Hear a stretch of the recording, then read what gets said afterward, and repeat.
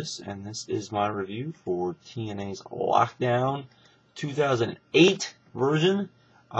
This is usually my favorite TNA pay-per-view of the year, only because it has Lethal Lockdown, and I'm a War Games mark, and to me this is about the closest thing to War Games we usually get. So I am a mark for this show. Usually, however, I will be honest, even as good as I thought TNA had been doing with the Impacts, I was not sold on this show, and I did not order it. I will admit it here. I did not order it because this just, I don't know, there was something about this show that just kind of made me eh. After watching the show, I thought it was good, didn't think it was great, don't really feel too bad about not ordering it. But I definitely probably liked it better than some people did, and though, you know, everyone's kind of all over the place, I would say, on what they thought of it as a show, so there is that. But I worked late today. I actually had to work later than normal than I do on Sunday, so I was not able to see the pre-show. I did hear that it was for a celebrity match. Eric Young versus Bonaducci was not horrible, and though I do have to question why they did the Rhino thing. Maybe somebody who's more has followed it a little closer will be able to kind of explain that to me. The main angle, because we always have one main angle throughout the whole show, was the fact that AJ Styles and Christopher Daniels, they kept kind of, well, could they trust Jeff Jarrett? Could Samoa Joe trust Jeff Jarrett? What was the deal with Samoa Joe? You know, all that sort of stuff going on with the face team for Lethal Lockdown. So there was that. That was kind of the main angle going throughout the show. So there was that. We started out the show with the X Division Xcape match with Suicide, Jay Lethal, Consequences, Creed, Kiyoshi, and Bashir. And this was definitely Christopher Daniels as Suicide, so Christopher Daniels was going to pull double duty. That was kind of groovy, I guess. But this was a good match, I thought. I thought it was good, fast-paced, good opener. I'd give it 3 stars. The ending was very good with with Suicide escaping the cage with a suicide dive. I'm curious to see if we're going to continue to see him win pay-per-view matches with suicide dives or suicide-like moves. That would fit the character in some regards, and I think help the character. So there was that. This was a good match, lots of good spots. Everything for the most part made sense. Though I do question why Bashir was, there. I guess because he was, I guess Kiyoshi is, or wow, I can never get his name right. As a heel too, so maybe he would have been a better choice as the final guy in there was Suicide, though I guess that would have ruined the last spot. But anyways, that was that. Nothing too dramatic, but was still fun. Liked what I saw and enjoyed it. Was pretty good stuff. And so we had that. Then we had the Queen of the Cage match. Madison, Rayne, ODB, Sojo Bolt, and Daffney. Daffney looked very good. I will say this, I haven't really talked a lot about this, but if you have not seen Daffney's promo with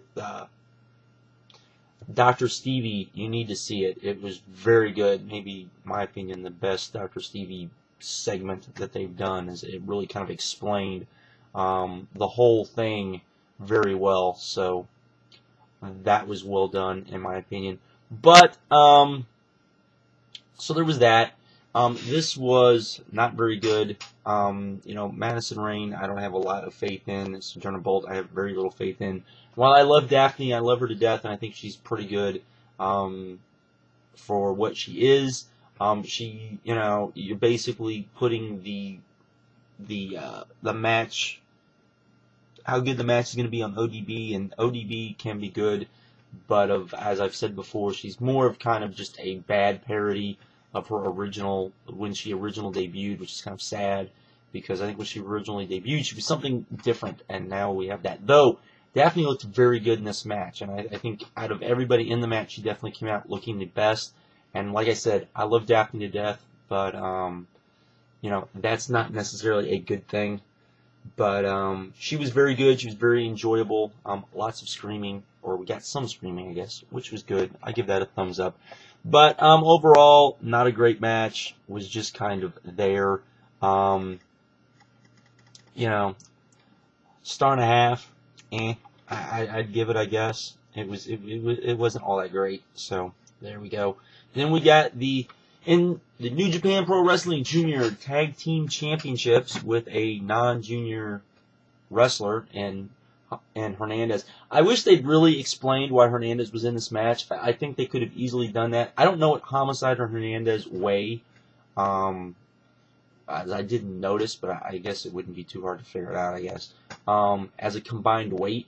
But apparently, you know, the maximum weight limit would be like, what, 440, I guess, for junior tag team titles, I guess. I was trying to research it, really couldn't find, but I guess it would be 440.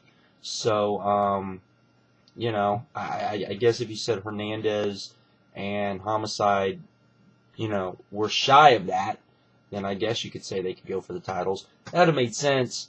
Not that, you know, Hernandez being in this was a bad thing, because he actually looked very good in this match, throwing guys around and throwing guys into the cage and just basically killing people. This was a very fun match. Lots of good spots. You know, I was kind of curious how No Limit would look in this, because, you know, cage match is not something you see in Japan at all, unless it's, you know, one of the smaller promotions. They did really good. There were a lot of good spots. There was a lot of good wrestling. Hernandez got to throw people around. Guys were hitting stuff off cages. Guys were, you know, they did all sorts of good stuff. This was very, you know, really enjoyed this. It was, you know, a really good X Division match, I would say.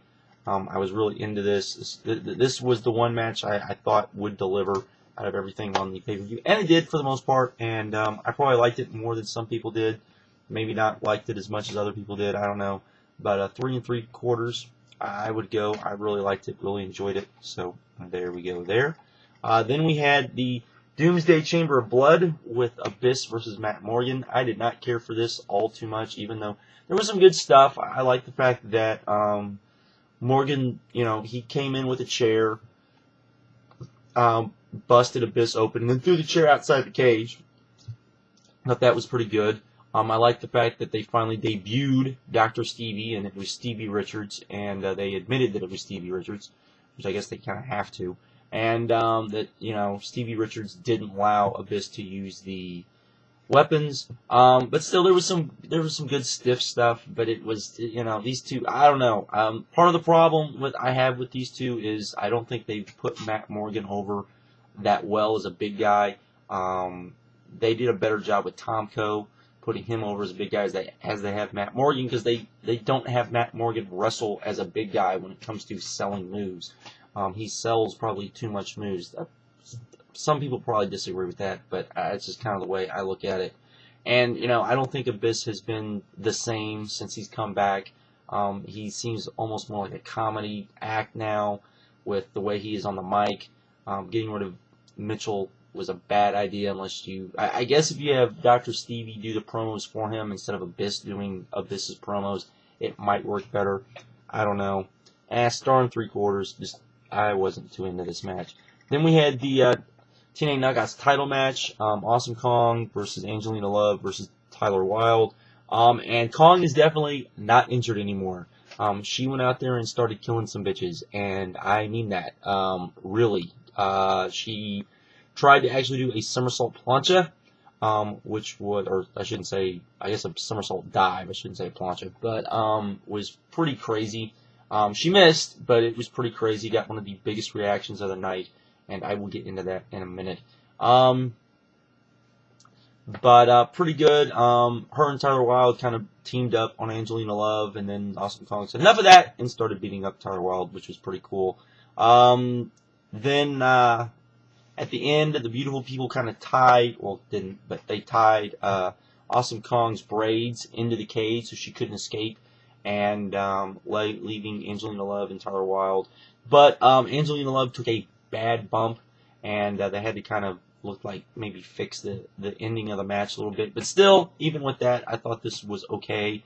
Most enjoyable knockouts match I've seen in a long time. Actually liked kind of the, them tying Awesome Kong up. I thought that was kind of cool, and the fact of Awesome Kong after the match looking like she was going to destroy the cage, trying to get out, was pretty groovy too. So there was that. So 2.5 for that.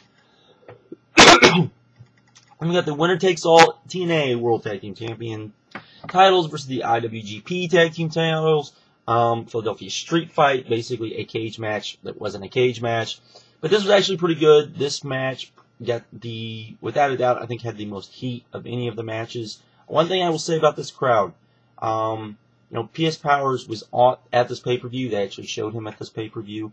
Though on his side of the arena, and I think that when P.S. Powers does his video, people need to ask him about this, just how many people were behind P.S. Powers, because it looked like they stuck everybody on one side of the arena, kind of filled up maybe the first 5 or 6 rows on the hard camera side, and just kind of, basically blacked out that entire side of the event.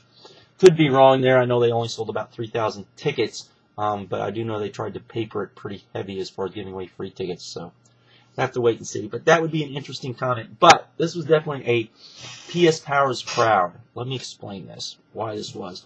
This crowd, well, they marked out kind of for everybody on the card, especially when guys did really good spots and stuff.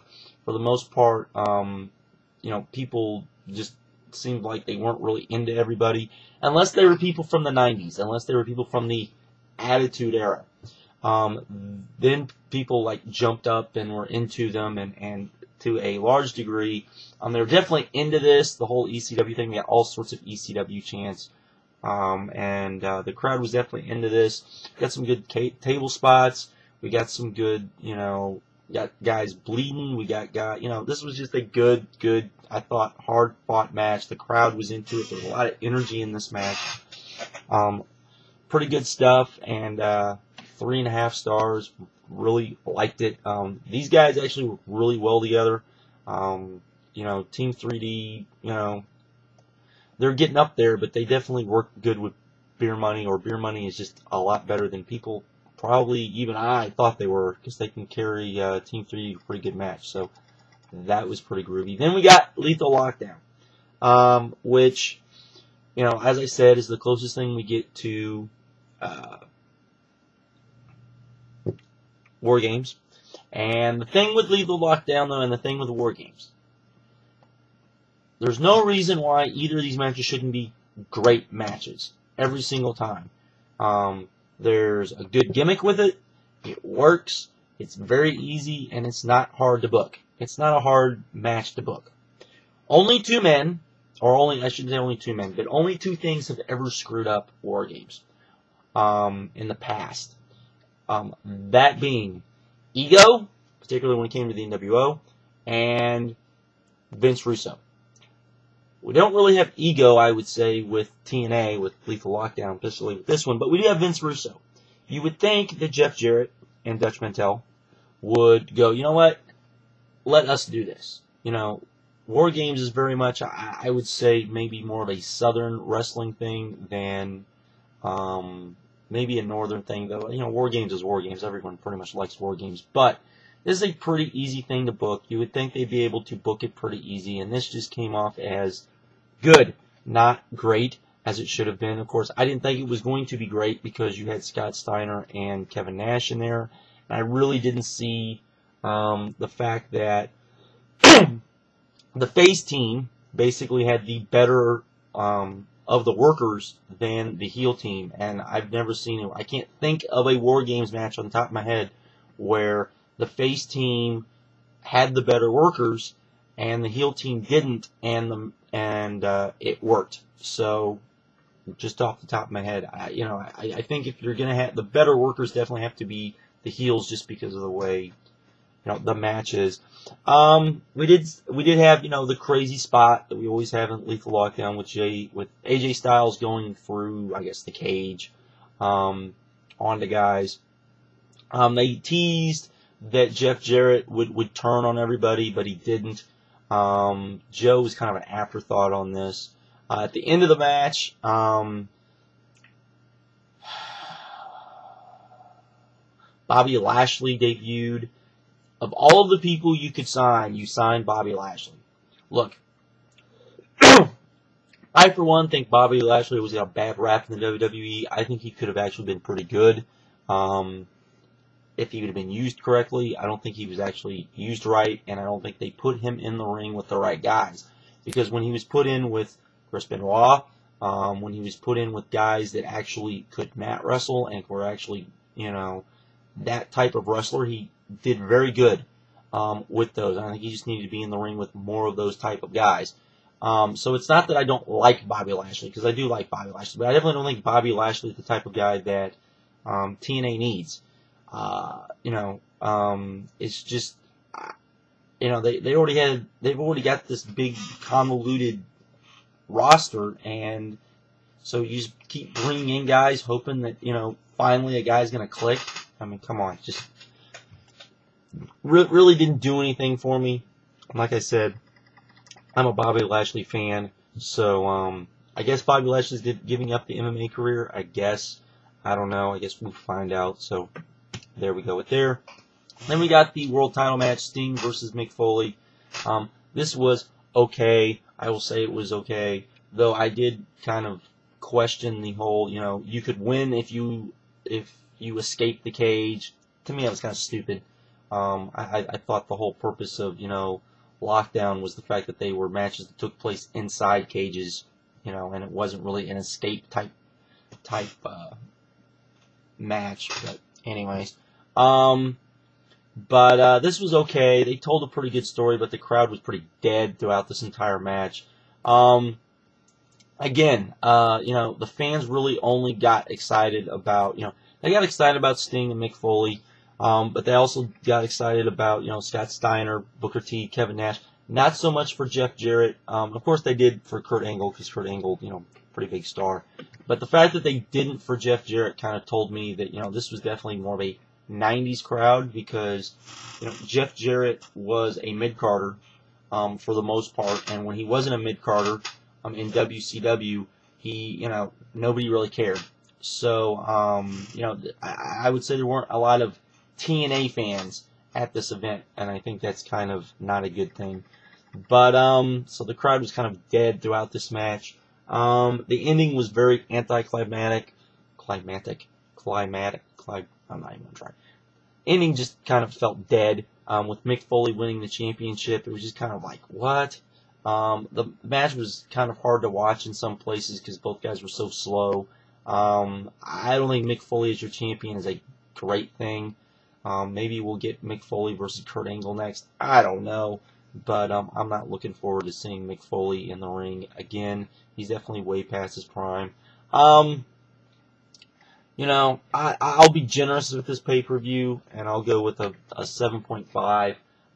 I think that it was good. There was a lot of good stuff on here. There wasn't anything truly great on it. But, and even though there were a lot of good matches, it wasn't anything that just made you go, wow, that was a great show.